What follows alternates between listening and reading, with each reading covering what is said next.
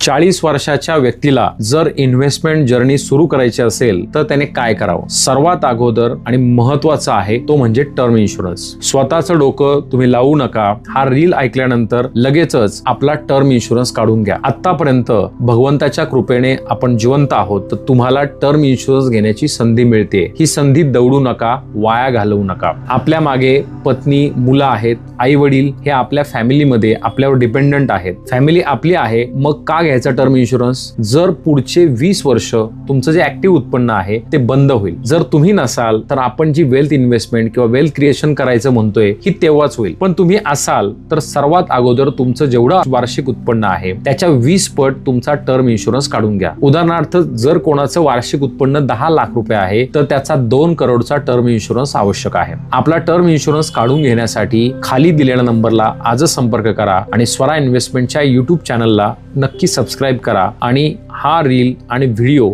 जास्तीत जास्त लोकांपर्यंत शेअर करा ज्यांनी अजून टर्म इन्शुरन्स केलेला नाही. Have abundant life. धन्यवाद. Thank you. Mutual fund investments are subject to market risks. Read all scheme related documents carefully.